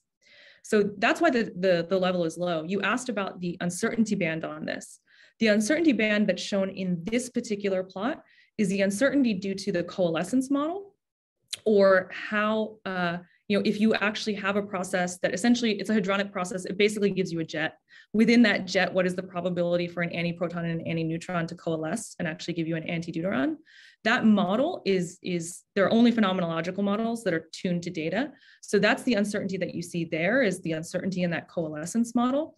I'll note there's another uncertainty which is due to your propagation model, which is about the same level of uncertainty as the band that's shown there. So add those 2 bands together however you want. But that's kind of the power of an anti-deuteron search, is you still have orders of magnitude between what you expect for a signal and what you expect for the background. All right, thanks very much. So we have time for maybe one more, Umberto. Yes, hi. I remember that there were some searches for anti-deuteron also at AMS, not only anti-helium, but they were having some troubles. Do you have any update on that? Yeah, so I do not have an update on that. And they're not shown on this plot because previous sensitivity estimates for what AMS would be sensitive to were actually made with an AMS instrument that's different than what they launched. So we're really not quite sure what the AMS sensitivity limit will be. I will say I'm looking forward to an AMS anti-deuteron limit. In fact, one of our close collaborators on GAPS is also a collaborator of AMS doing this search. The challenge for the anti-deuteron search in AMS is that it actually is very difficult for them to do their background rejection. Because if you'll notice here, anti-deuterons, if you compare to an antiproton, there's orders of magnitude more antiprotons, right, than there are anti-deuterons. So they have to do antiproton rejection. But in addition to that, these are low energy, right?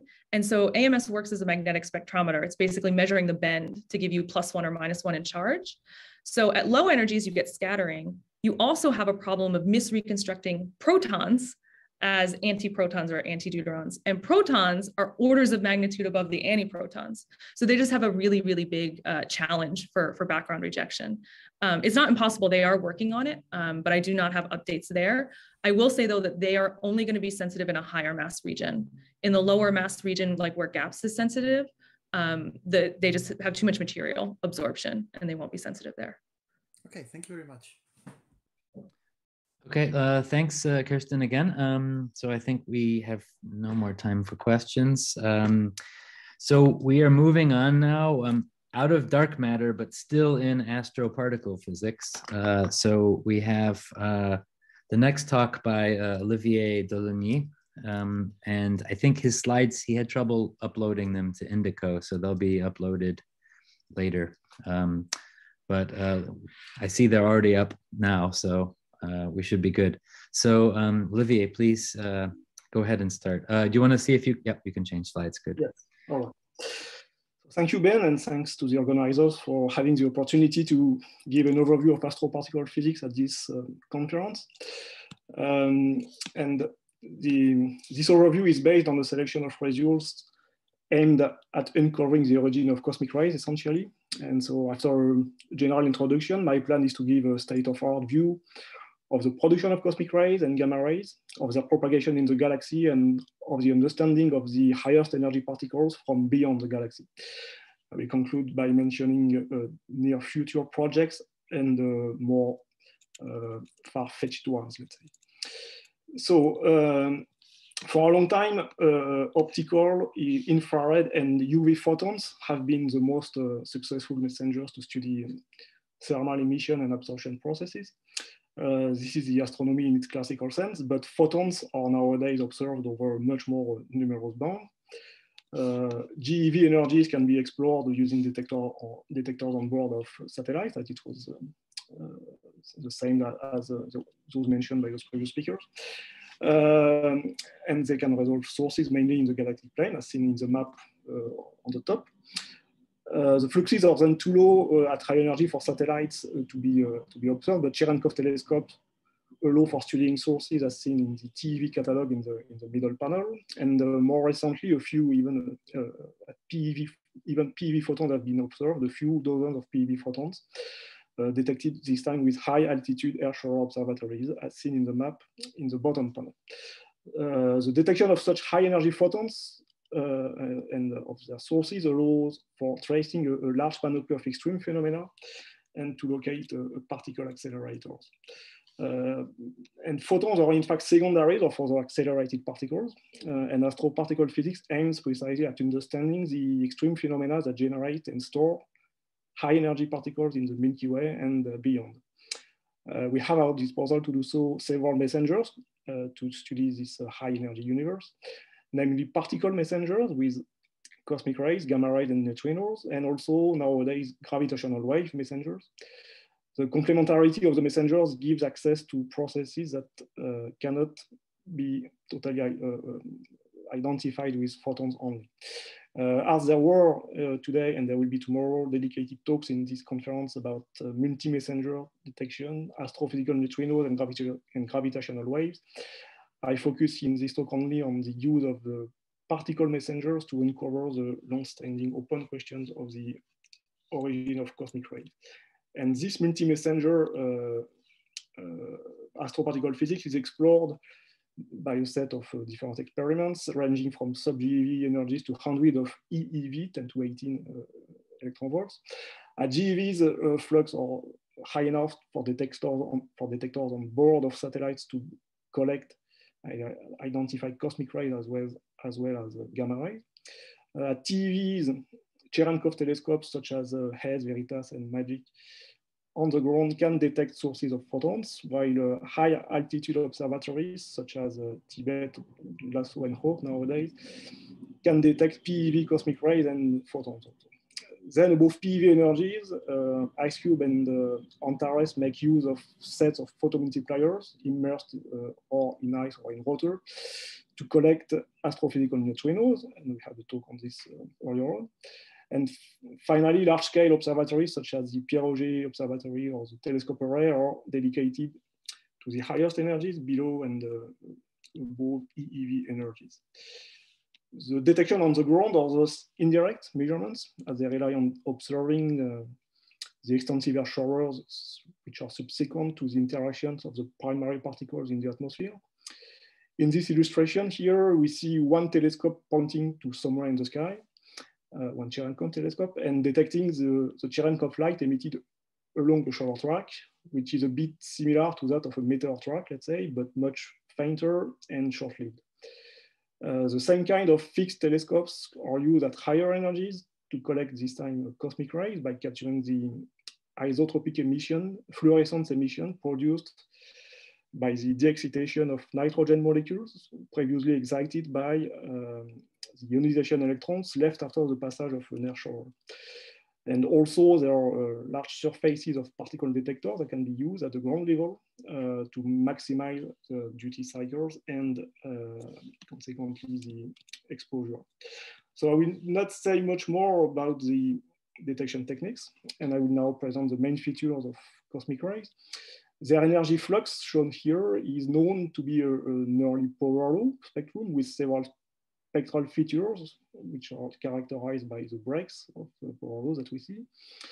Light elements dominate at GeV energies and are important up to the so-called Ni feature located at 3 PeV, after which heavier elements gradually take over up to a few hundreds of PeV. This calls for an acceleration process more efficient proportionally to the electric charge of the particles. This way, even if hydrogen is the most abundant element in the interstellar medium, heavier elements accelerated to higher energies for 2 decades above the Ni can then take over. And above the at higher energy, above the Henkel energy, which is the hardening at 5 EeV, the magnetic field of the galaxy can no longer confine particles, and there is no Milky Way fingerprint observed in arrival directions. So this has suggested for a long time that those particles are of extragalactic origin. And we will see that this has been seen experimentally recently. And finally, a word also on electron and positron fluxes shown here in this range. They could be from local sources such as pulsar or from old and local supernova remnants, but their origin is still highly debated. And this is particularly important to understand the background for indirect searches of dark matter, as this has been discussed in the literature. Then the other aspect of cosmic rays is their nature, so their composition, which depends on energy. For galactic cosmic rays, we see in the top panel here a composition which is more or less similar to the solar one. You see the comparison between the two compositions. There are, however, some notable differences that can provide valuable information on the size and mechanisms of acceleration. So beyond the presence of elements from the palation of heavier primaries, which are not in the solar composition. There is, for instance, an overabundance of neon-22, of the neon-22 isotope over the neon-21, over the isotope neon-20. This can, for instance, constrain the velocities of forward shocks in supernova explosions as they run through the pre-supernova winds of massive stars. There is also mass-dependent enrichment of volatiles with respect to hydrogen, and a constant overabundance of refractories, still with respect to hydrogen. And that can point to specific elemental condensation temperature, so that refractories locked into dust grains can be sputtered by the repeated supernovae shocks. And ultimately, the released ions can be accelerated. Then in the bottom panel, we see the composition at ultra-high energies for extragalactic cosmic rays, where composition there is much less precisely known because relying on indirect measurements. However, it is observed to be highly non-solar, with elements getting heavier with increasing energy, as seen in this plot. So after this introduction, I switch now to the production of galactic cosmic rays and gamma rays. So charged particles can be accelerated by electric fields, which can be found only where magnetic fields are rotating, for instance. Particles can then be accelerated along the electric field in the gaps of magnetospheres or in magnetic reconnection regions. But the electric field can also be found, in fact, in regions of moving magnetic fields and moving magnetic clouds, where in that case, particles can be accelerating from the non-zero fluctuation of the electric field, with an efficient acceleration for larger rates of head-on collisions on the magnetic clouds than on overtaken ones.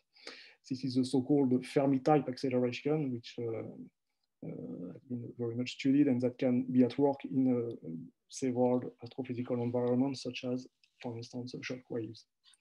For any type of environment, we can easily imagine the maximum energy that can be reached thanks to the Hillas criterion that stipulates that the acceleration can only take place while the particles are trapped in the astrophysical environment of the source. And from the Larmor radius of a particle, we can then obtain the condition relating the maximum energy to the field strength and to the size of the site. And this relation is shown here on top here. And this relation can be refined in the simple case of perfect magnetohydrodynamics, where that is to say when the electric field and magnetic fields are related by this condition.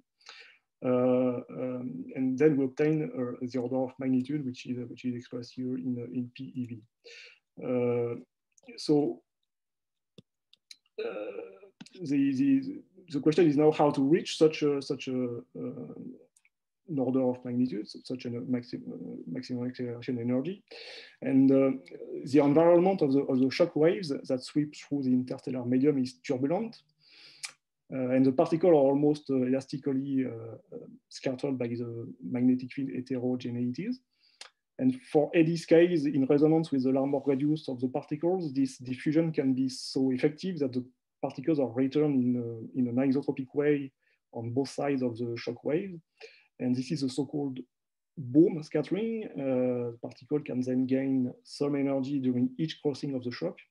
And thanks to the efficiency of the diffusion, each particle crosses the shocks a large number of times, and some particles can gain several orders of magnitude in energy. And an interesting environment is that of the supernova remnants, that's been considered for a long time. Although the maximum energy may not reach PeV for canonical values of magnetic fields, amplification of the field can occur due to the presence of the accelerated particles themselves that in fact feed back onto the environment of the source, and including on the shock structure. So these highly non-linear effects are in fact very difficult to model, and prediction is difficult to be made. That's why this thing is highly data-driven. On the other hand, the right-hand side of this slide shows classical argument about the energetics of supernova remnants injected in the galaxy in the various electromagnetic bands And we see that the argument is that this energetic is largely sufficient to fuel the observed energy density in cosmic rays. And this is a very long-standing argument in favor of a common origin of gamma rays and cosmic rays in the galaxy from supernova remnants. And so this has motivated the search for pivatrons in supernova remnants for a long time. Recently, PeV photons have indeed been identified from the galaxy with new detectors, but and identified from the decay of the pi0 produced from cosmic ray interactions.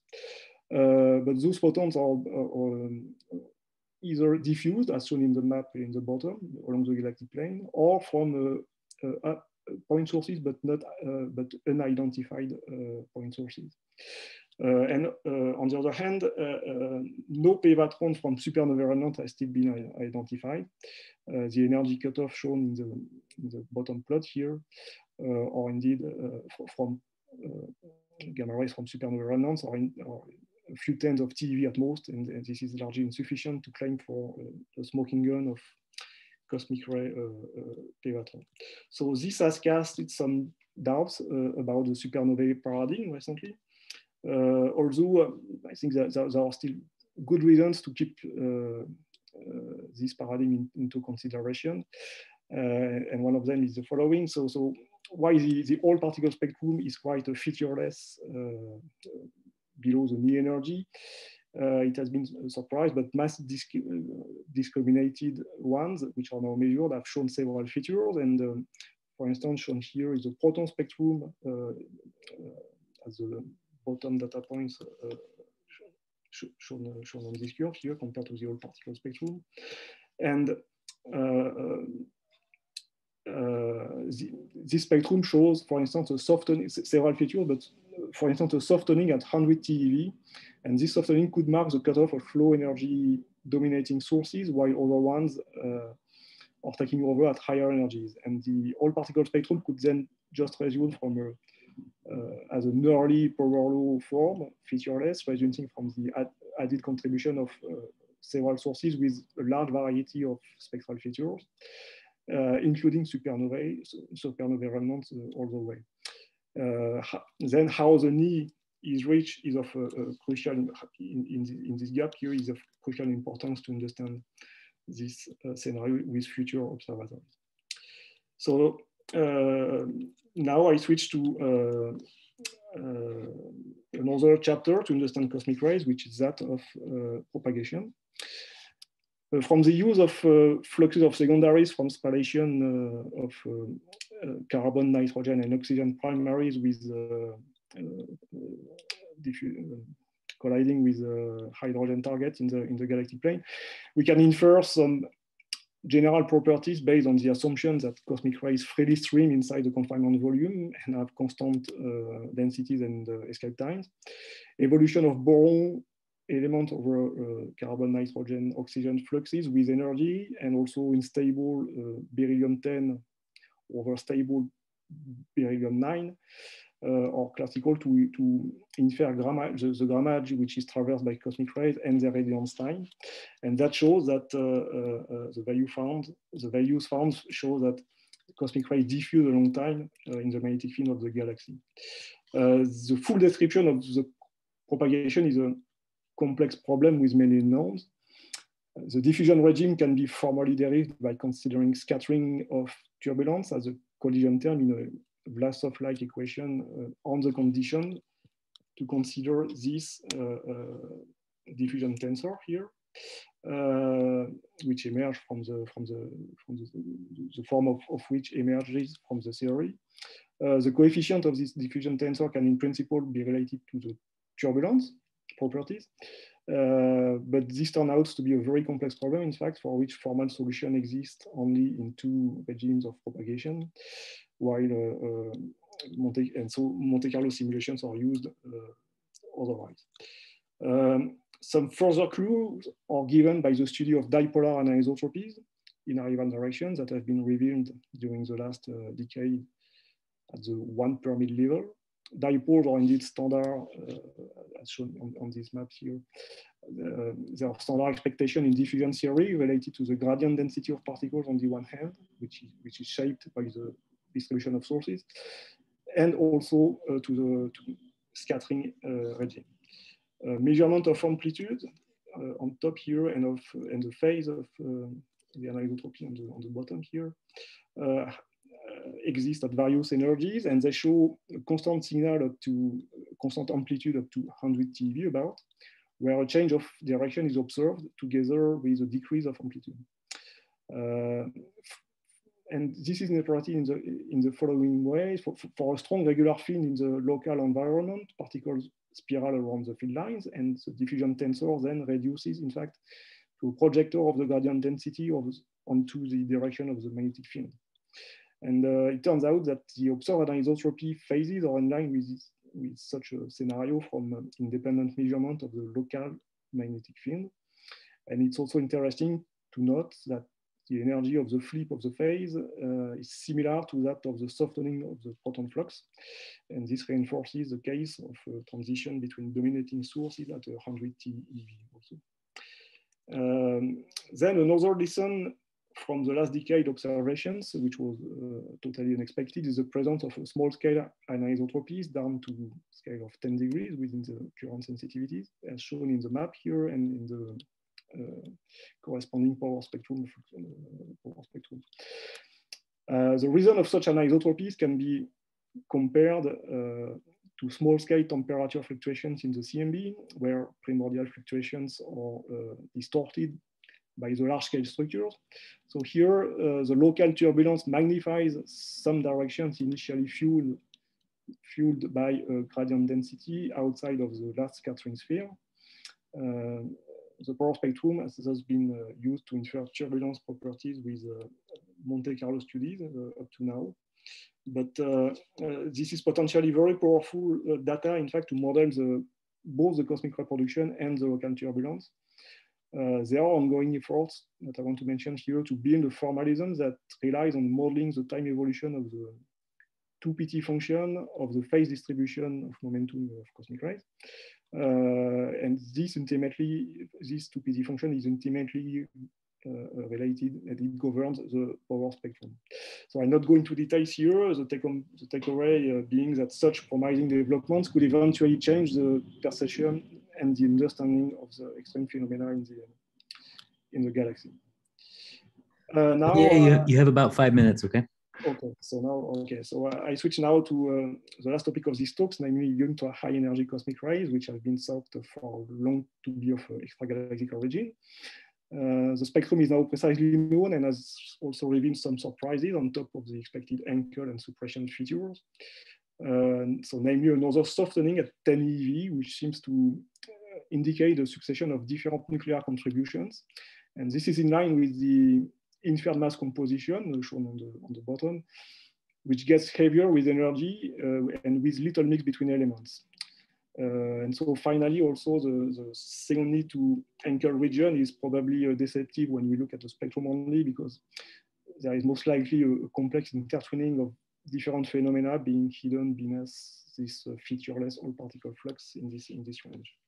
So it is now observed, nowadays established, that nature indeed produces 10 to 20 electron volt particles. This is a macroscopic energy that challenger of Muhammad Ali could experience once a match some time ago. And the long belief that UHECRs of extragalactic origin could be established recently with the observation of a fingerprint in arrival directions, which is shown here, and which is totally different from the fingerprint of the Milky Way.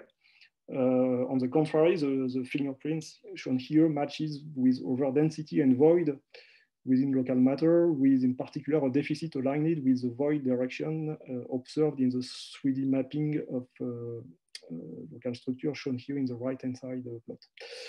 In addition, there is an interesting correlation with nearby starburst galaxies at higher energies that provides additional evidence for this extragalactic origin. Studies of UHECRs can also benefit from those of high energy neutrinos that we saw earlier on today.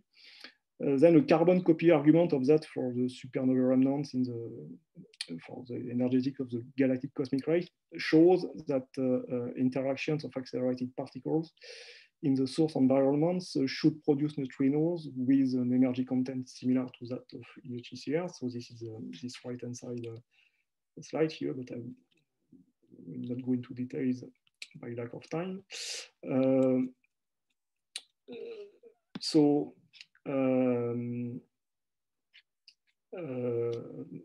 Such an equal energy content is now observed with IceCube data, which has uncovered a diffuse flux of astrophysical neutrinos. However, the origin of these neutrinos is still debated, and at present there are only limits on point sources. In particular, there is no positive cross-correlation between neutrino and the UHC arrival directions, which is somehow expected given the much different horizon of the particles. In this multi-messenger quants, only upper limits exist also on the ultra-energy photons, or photon fluxes, and the current sensitivity are quite far from the expectation of diffuse flux, shown here as a dashed, as a shaded region here. Still, the energy spectrum and mass composition of UHCRs can be used to infer properties of the acceleration processes and source environments based on a propagation model and also on a source model. The data can be reproduced by a succession of nuclear contributions to the whole particle spectrum, as shown here in the left panel, with contribution from masses getting heavier with energy. The inferred abundances are dominated by intermediate elements at the sources, and in-source interaction are important to shape the ejection spectra at the sources. On the other hand, the blue points in the right panel here shows the upper end of galactic cosmic rays. If we assume that they are iron, and this iron component doesn't, as you can see, doesn't reach the anchor energy. So this global picture thus calls for an additional component between galactic cosmic rays and extragalactic ones, which is shown here in yellow. And this was already anticipated 15 years ago by HILAS, but with much poorer data still. But still little is known about this new component. So data have enough, so there are still many unknowns, but data have enough sensitivity to draw some statements. And in particular, if we put together in-source interactions shaping the spectra and the anisotropy signals, then we're in line with somehow with transient events, transient objects, which would be much more numerous in starburst galaxies. And it's interesting to note that then such objects have mildly magnetized environments and mildly relativistic shocks corresponding to and they correspond then on theoretical grounds to the most promising regime for an efficient acceleration up to the ultra energies. Then very quickly, just want to mention that the future in the TeV, PeV range will be covered by LASSO, which is now running in China. And there will be CTA in the future. And so we will have sensitivities down to a very interesting region to uncover new phenomena. In the meanwhile, there are numerous projects to increase the sensitivity to neutrinos up to EeV and even beyond. And finally, the future of UHCR observatories itself is first with the upgrade of the current observatories, in fact. And then there are also projects for pathfinders from space, as well as current brainstorming, let's say, for large-scale detectors on ground. So in conclusion, although the origin of galactic cosmic rays is still uncovered more than 100 years after their discovery, there are numerous probes of acceleration processes, as well as propagation ones. And the apparent regularity of the whole particle spectrum is most likely deceptive, as it hides a complex intertwining of several phenomena. Besides, the origin of extragalactic cosmic rays and neutrinos remains also unknown, although some benchmark scenarios start to emerge. And the final words will come from observations in this data-driven field. But it's an exciting time at the frontiers in science to understand this high energy and even ultra high energy universe. Thank you for your attention. Thanks, Olivier. Let's see. We have a moment for some questions. Is there? Maybe I can just ask something while we wait. So for LASSO, what's there? Is their science program, very similar to Pierre Auger, or is it a different focus, or like CTA type focus, or? It's more like a CTA type focus, even though the capabilities are much more numerous, let's say. So that's a hybrid observatory to observe both gamma rays and cosmic rays in the so below PeV for gamma rays and around PeV for cosmic rays and below, while Auger has at much higher energies. LASSO is only once for cosmic rays. It's a 1 square kilometer array at very high altitude, so that's why the threshold can be lower. And so there are many scientific objectives, such as bridging the indirect measurement with the direct ones, thanks to this threshold, which is lowered. They have good capabilities to make mass discriminated measurements, and they have also, and this is their number one objective, they have very good capabilities to detect gamma rays in an energy range a bit higher than, so in the same energy range as CTA, and also at higher energies. And the big difference is essentially that they don't need to point. It's an observatory at the ground level, which has a very wide field of view. So they don't need to point to one specific direction, and they could, in this way, detect transient events, and for instance, gamma ray burst that for which CTA is not very designed. Okay, thanks. I don't see any other questions, so I think we're done with the talks for today, and I would hand it over to Marco to conclude for the day. Yeah, thanks very much for chairing, and to all the speakers for their fantastic talks. Been very interesting end of the day here.